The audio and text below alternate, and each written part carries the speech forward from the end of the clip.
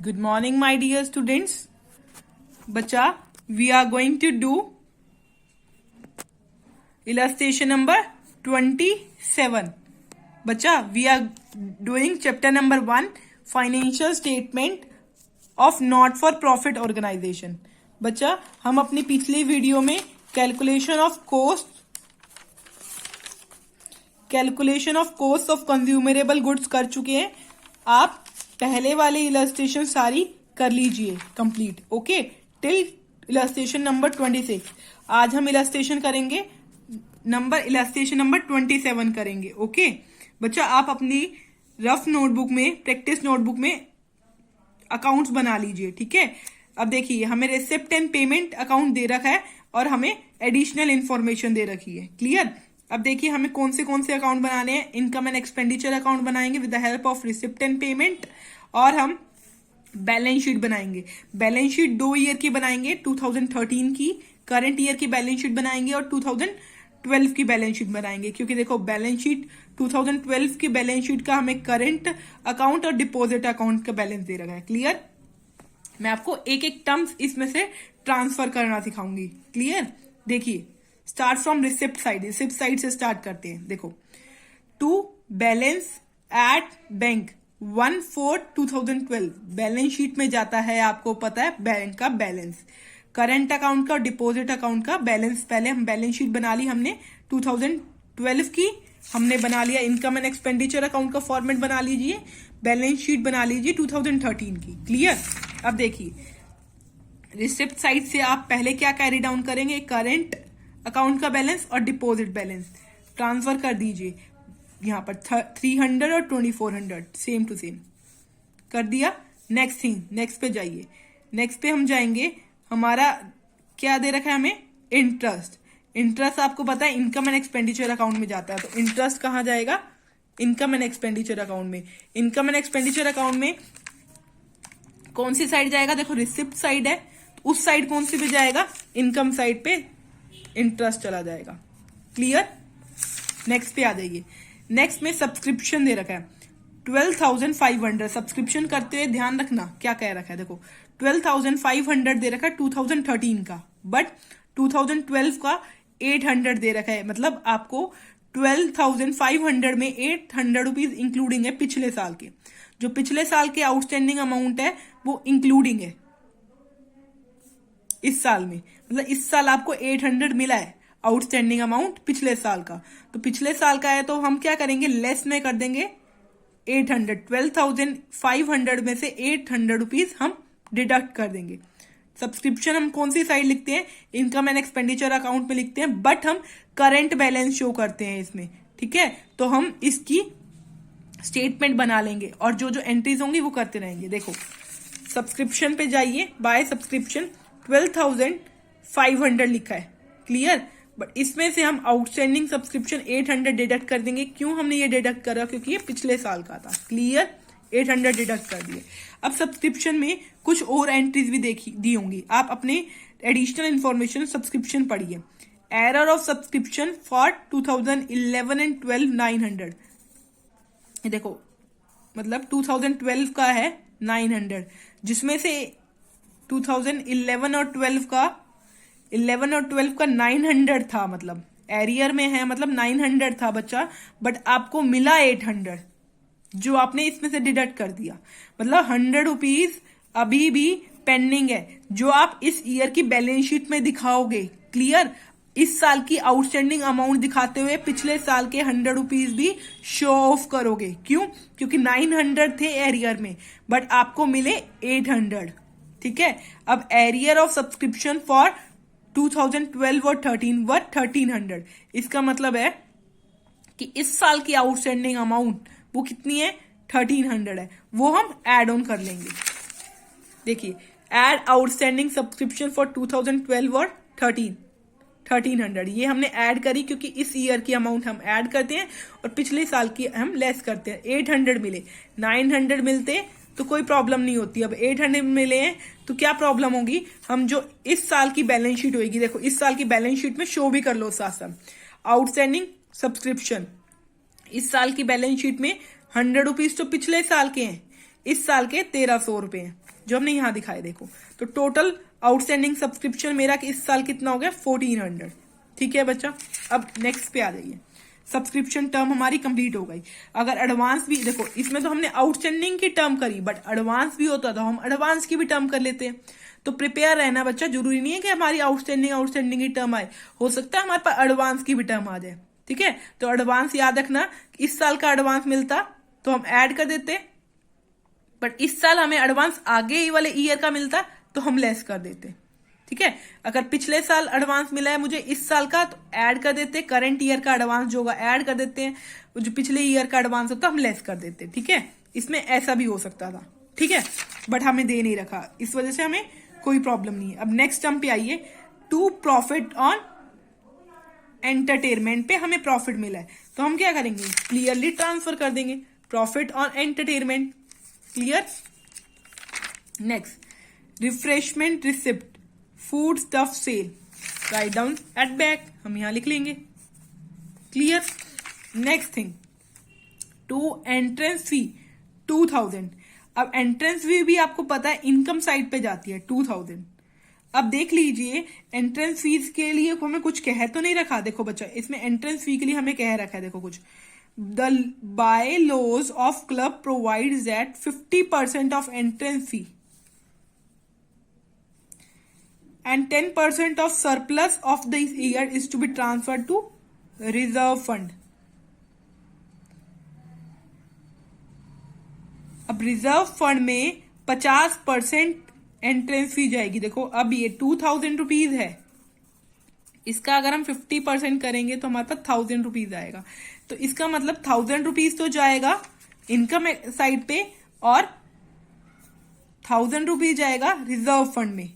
ठीक है, अब रिजर्व फंड क्या है बच्चा, एक लाइबिलिटी है। रिजर्व फंड दे रखे हैं आपको 3500 2012 में। देखो रिजर्व फंड 2012 की बैलेंस शीट में डाला है 3500। ठीक है, बट जो हमने अब ये करी है एंट्री, ये कौन सी साइड पे जाएगा, इस साल की बैलेंस शीट में चेंजेस करोगे। पिछले साल में थे 3500, तो ये 3500 अगली वाली बैलेंस शीट में भी गए, देखो गए। ठीक है, और इस साल की बैलेंस शीट में 50% जो था हमने ट्रांसफर कर दिया, जो 1000 रुपीज। क्लियर, ये क्लियर हो गया। यहां तक इसको करके अभी छोड़ दो। और ये एंट्रेंस फी किस में जाने चाहिए, कहां जाएगी, 2000 नहीं जाएगी, 1000 जाएगी, क्योंकि 50% हमारा इसमें 2000 में से 50% हमारा हमने रिजर्व फंड में ट्रांसफर, तो 50% इसलिए जाएगा जो 1000 रुपीज है, यहां ट्रांसफर कर देंगे 1000 रुपीज। यहां तक क्लियर हो गया बच्चा। अब जाइए, ये देखिए ये वाला पार्ट कंप्लीट हो गया। अब नेक्स्ट पार्ट पेमेंट पार्ट पे आते हैं। पेमेंट पार्ट में जाइए, देखिए by refreshment expenses. Clear. Food stuff purchased, कोई परचेज की आइटम दे रखी है, by food stuff purchased. Clear. अब आपको याद होना चाहिए हमने कॉस्ट ऑफ कंज्यूमरेबल गुड्स में परचेज पढ़ा था कि अगर हमें परचेज दे रखा हो तो हम क्या निकाल लेते हैं, परचेज से कंज्यूम निकाल लेते हैं। Very good. देखिए तो हम जाएंगे पीछे 8000 रुपीज 8000 लेके, इसमें परचेज में हम, इसका मतलब ये है कि फूड स्टफ कंज्यूम्ड की एंट्रीज लिखेंगे। रिफ्रेशमेंट कंज्यूम लिख दिया, जैसे रिफ्रेशमेंट कंज्यूम लिखेंगे, और इसमें क्या करेंगे, परचेज है 8000 परचेज के बाद क्या होता है, परचेज के बाद हमें ओपनिंग स्टॉक ऐड करना होता है, क्लोजिंग स्टॉक लेस करना होता है। ठीक है, परचेज का कोई यूज नहीं है, इसमें हमें कंज्यूम्ड की आइटम निकालनी होती है, रिफ्रेशमेंट कंज्यूम्ड। परचेज से हम रिफ्रेशमेंट कंज्यूम्ड पर चले जाएंगे, जो हम पिछले वीडियो में सीख चुके हैं। ठीक है, परचेज दे रखा है आपको, ओपनिंग स्टॉक और क्लोजिंग स्टॉक की नीड है। देखो फूड स्टफ का ओपनिंग स्टॉक देखिए 1800 है 2012 की बैलेंस शीट में, तो ओपनिंग स्टॉक 1800 ऐड कर देंगे, और क्लोजिंग स्टॉक भी दे रखा है, close of the year is 1500, ये लेस कर देंगे। देखिए पिछली में आ जाइए। अब देखिए ये पेमेंट साइड है, तो हम एक्सपेंडिचर साइड पे लिखेंगे सारे अमाउंट। देखिए, टू रिफ्रेशमेंट कंज्यूम्ड, हमें क्या दे रखा है, परचेज दे रखा था। परचेज में ओपनिंग स्टॉक ऐड करेंगे और क्लोजिंग स्टॉक लेस करेंगे, तो मेरे पास क्या आ गई, 8300 की अमाउंट आ गई। ठीक है, अब देखिए, by crockery purchase, by book purchase. अगर परचेज दे रखा है तो हम इसको एक्सपेंडिचर अकाउंट में नहीं डालेंगे।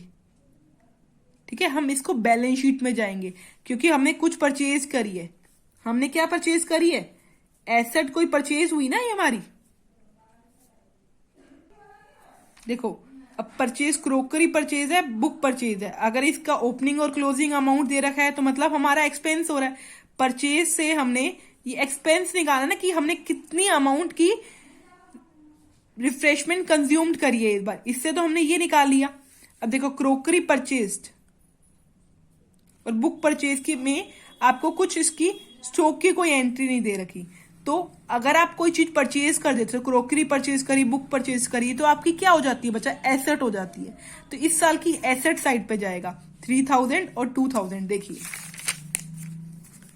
इस साल की एसेट साइड पे गया क्रोकरी और बुक। क्लियर। अब एक चीज आपने पीछे छोड़ दी है बच्चा, देखो आपने इसकी तो एंट्री कर दी, ठीक है, बट हमारी कुछ एंट्रीज पीछे वाली में रह गई। देखो क्या रह गई, स्टॉक ऑफ फूड स्टफ 1800 और स्टॉक ऑफ क्लोजिंग स्टॉक 1500। ये हमने बैलेंस शीट में लिखा नहीं, ये बैलेंस शीट में लिखना है। देखो, स्टॉक ऑफ फूड स्टफ 1800 इस बैलेंस शीट में लिख दिया, stock of food stuff at the closing balance sheet में लिख लो 1500। ठीक है, नेक्स्ट पे आ जाइए बच्चा। यहां तक आइटम लिख ली हमने। अब newspaper, salary, general expenses, audit fee, ये सारी कहां जाएंगी, एक्सपेंडिचर साइड पे। Newspaper, salary, general expenses, audit fee कहां गए, एक्सपेंडिचर साइड पे।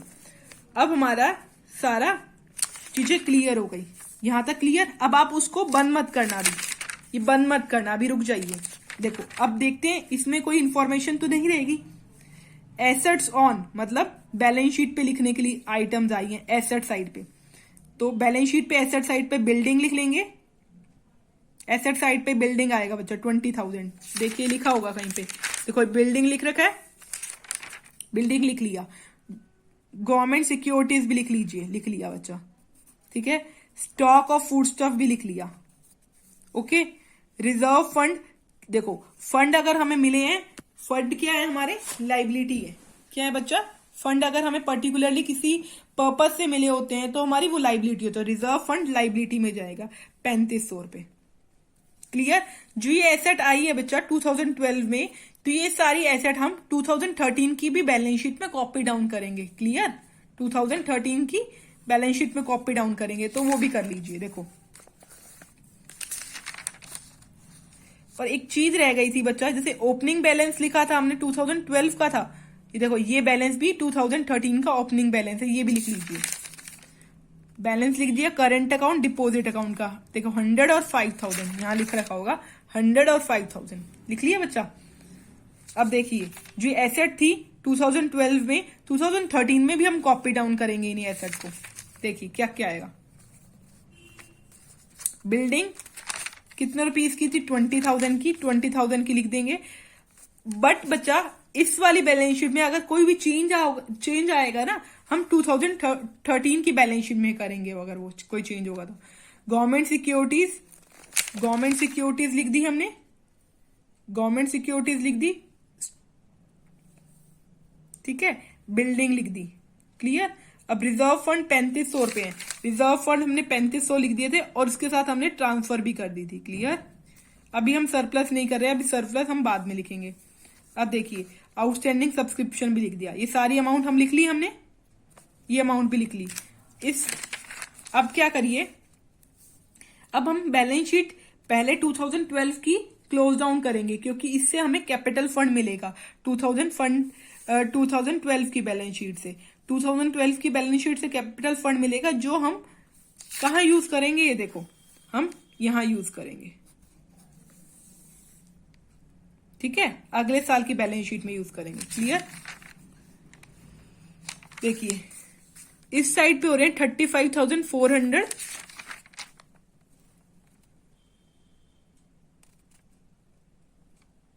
तो इस साइड पे भी 35,400 होने चाहिए।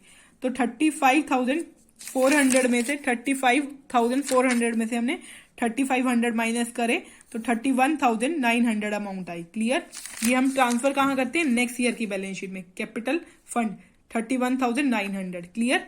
अब देखिए अब इनकम साइड ज्यादा है एक्सपेंडिचर से। जब इनकम ज्यादा होती है एक्सपेंडिचर से तो बच्चा हमारा क्या आता है? सरप्लस आता है। क्लियर? जब क्या ज्यादा होती है? इनकम ज्यादा होती है एक्सपेंडिचर से, तो सरप्लस आया। जैसे इस साइड बचा था 28,100, ठीक है, जिसमें से हमने ये सारी अमाउंट एक्सपेंसेस की लेस कर दी। अभी भी हमारे पास 6,600 बच रहे हैं जो सरप्लस है। क्लियर? और हमने सरप्लस आ गया 6,600, हमने कुछ पढ़ा था, देखो सरप्लस के नाम से पीछे देखो, and 10% of the surplus to any year are transfer to reserve fund. Reserve fund पे ट्रांसफर करेंगे। देखो सरप्लस 6,600 का 10% क्या होगा? 660 रुपीज होगा। वो कहां ट्रांसफर कर दो? रिजर्व फंड में। तो रिजर्व फंड हुए 5,160। क्लियर? एसेट साइड आ गई 43,000। क्लियर? जिसमें से 5,160 क्या है? रिजर्व फंड है। कैपिटल फंड है 31,900। कितनी अमाउंट रह गई?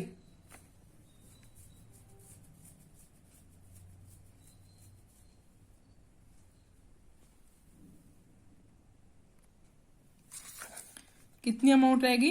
5,940 जो हमें सरप्लस से मिल गई। सरप्लस भी हम यहां पर ऐड ऑन करेंगे कैपिटल फंड में। सरप्लस अमाउंट हमारे कैपिटल फंड में इंक्लूड होगी। सरप्लस था 6,600, जिसमें से 660 हमने रिजर्व फंड में ट्रांसफर कर दिए थे। तो ये दोनों अमाउंट बैलेंसिंग फिगर आई है कैपिटल और लाइबिलिटी की। क्लियर? आउटस्टैंडिंग सब्सक्रिप्शन हमने आ रहा है 1,300 था इस बार, और 100 रुपीज पिछली बार के बचे थे। देखो हमने ये देख लिया था पहले कि 900 इस साल का था, बट हमें 800 मिले हैं, जिसकी वजह से गैप आ गया 100 रुपीज का। इस बार 100 रुपीज का गैप हमने इस बार वाली बैलेंस शीट में कॉपी डाउन करा, वही स्टेटमेंट दे रखी है। क्लियर बच्चा? अब बच्चा आप आगे वाले सारे क्वेश्चंस कर सकते हैं। ठीक है, मैं आपको एक वीडियो और प्रोवाइड करूंगी इस चैप्टर में, अदरवाइज हमारा चैप्टर सब कंप्लीट हो गया। मंडे से हम नए बुक का नया चैप्टर करेंगे, शेयर चैप्टर। ठीक है, अब मैं आपको एक बात बताना चाह रही हूँ बच्चा, इस चैप्टर में मैं इलस्ट्रेशन नंबर 24 करवा रही हूँ आपको एक बार, क्योंकि बच्चा इसमें आपको कैश परचेज के बारे में दे रखा है। मैंने अभी तक आपको क्रेडिट परचेज करवाई थी, कैश परचेज के बारे में मैंने आपको कुछ नहीं बताया था। एक बार कैश परचेज देख लीजिए। देखिए आपको इनकम एंड एक्सपेंडिचर अकाउंट बनाना है 31 मार्च 2019 का, जिसमें आपको क्रेडिटर अकाउंट और स्टॉक अकाउंट दे रखा है। ठीक है, अब देखिए payment made to creditor amounting to 1,26,000 दे रखे हैं। ठीक है, क्रेडिटर्स की पेमेंट दे रखी है 1,26,000, जिसमें से हम इस साल के क्रेडिटर्स को माइनस कर देंगे और पिछले साल के पिछले साल के क्रेडिटर्स को लेस कर देंगे और इस साल के क्रेडिटर्स को ऐड कर देंगे, तो आपके पास आ जाएगी परचेजेस। ठीक है बच्चा? क्लियर? तो आपके पास क्या आई? परचेजेस आई, बट आपके पास क्या आई? क्रेडिट परचेज आई, जो उधार पे परचेज करा गया है। ठीक है, stationery purchase in cash during the year, cash में भी परचेज हुई है स्टेशनरी। ठीक है, स्टेशनरी कंज्यूम निकालना है। स्टेशनरी कंज्यूम में बच्चा हमें क्रेडिट परचेज भी डालनी है और कैश परचेज भी डालनी है। तो क्रेडिट परचेज तो आपको आ गई निकालनी, 1,26,000 में से 30,000 हम पहले वाले माइनस कर देंगे, 24,000 ऐड कर देंगे। देखिए पीछे यहाँ पर पेमेंट मेड टू स्टेशनरी में 1,26,000 में 30,000 लेस कर दोगे और इस साल के ऐड कर दोगे तो क्रेडिट परचेज आ जाएगी 1,20,000। 1,20,000 आ गई क्रेडिट परचेज। अब हमें कैश परचेज का भी दे रखा है। Stationery purchase in cash during the year is 20% off total purchase of stationery. ठीक है, अब टोटल परचेज ऑफ स्टेशनरी हमें नहीं पता, जिसका 20% जो है कैश परचेज है। तो हम टोटल परचेज ऑफ स्टेशनरी हमने अज्यूम करा है 100। टोटल परचेज 100 होगी, जिसमें से कैश परचेज होगी 20। और हमें अगर हम टोटल परचेज में से कैश परचेज माइनस करते हैं तो क्रेडिट परचेज आती है 80। ठीक है, अब if the credit purchase is 80, अगर क्रेडिट परचेज 80 है और कैश परचेज 20 है, तो क्रेडिट परचेज की अमाउंट दे रखी है हमें, देखो, तो कैश परचेज की अमाउंट आ जाएगी। ठीक है, तो 20/80 इंटू में 1,20,000 करेंगे तो 30,000 हमारे पास अमाउंट आई। ये समझ आया?